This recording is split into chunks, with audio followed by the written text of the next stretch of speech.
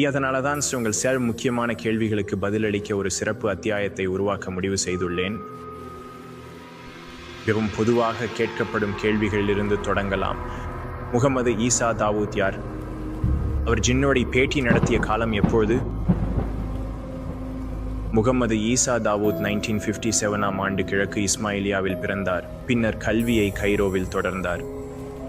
அவர் Cairo பல்கலைக்கழகத்தின் மொழிகள் மற்றும் கிழக்கு ஆய்வுகள் பீடத்தில் இலக்கியத்தில் பட்டம் பெற்றார்.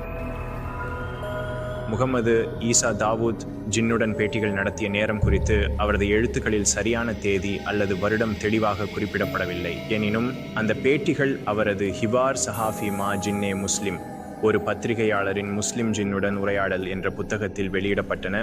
இது 1992 ஆண்டு வெளியானது. இதனால் அந்த பேட்டிகள் 1990களின் தொடக்கத்தில் எப்போது எனும் காலப்பகுதியில் நடந்திருக்க வாய்ப்பு உள்ளது என்று தெரிகிறது. மிகவும் சுவாரஸ்யமான கேள்விகளில் ஒன்று, ஜின்னுடன் நடந்த பேட்டி உண்மையில் எப்படி நடைபெற்றது என்பதுதான். ஜின்னின் மனித உருவில் தோன்றினாரா அல்லது தொடர்பு கொள்ள யாரோ ஒருவரின் உடலை ஆட்கொண்டாரா? முகமது ஈசா தாவூத் ஜின்னு தனது உண்மையான உருவத்திலே தோன்றவில்லை என்று விளக்குகிறார். அதற்கு பதிலாக சில குறிப்பிட்ட சூழ்நிலைகளில் தன்னை சில சாத்தான்கள் குழுவினரால் துரத்தப்படுவதை தவிர்க்க ஒரு மனிதரின் உடலில் நுழைந்தார். தாவூத் அந்த காட்சியை விவரிக்கிறார். தன் எதிரில் இருந்த உடல் மனித உடலாக இருந்தாலும் அவர் கேட்ட குரல் சந்தேகமில்லாமல் அந்த முஸ்லிம் ஜின்னின் குரலாக இருந்தது என்று கூறுகிறார். ஜின்னு இந்த ஃபீல் வெளிப்படுவது சாதாரண சூழ்நிலைகளில் ஒரு மீறல் என்று ஒப்புக்கொண்டார். பல அவசரமான சூழ்நிலை என்பதால இது அனுமதிக்கப்பட்டதாக கருதப்பட்டது.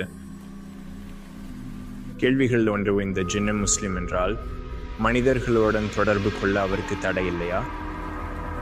நாம் அவர்களை தொடர்பு கொள்ள தடை செய்யப்பட்டுள்ளோம் போல அதே விதி ஜின்களுக்கு, குறிப்பாக முஸ்லிம் ஜின்களுக்கு இல்லை என்று சொல்ல முடியுமா? பதில் முழுமையாக தெளிவாக இல்லை. ஏனெனில் ஜின்களின் உலகை நிர்வகிக்கும் சட்டங்கள் நம்முடையவற்றை விட சில அளவில் வேறுபட்டவை. இப்னு கஞ்சூர் கூறியது போல் அவர்களின் உலகில் உள்ள சட்டங்கள் மனிதர்களின் உலகை விட மிகவும் கடுமையானவை.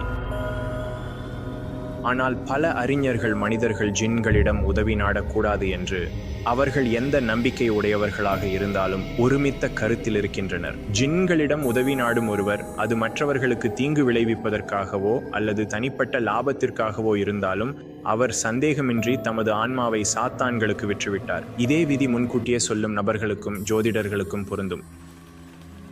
இது ஆதியாகமத்தில் விவரிக்கப்பட்டுள்ளது. ஒரு சஹீஹ்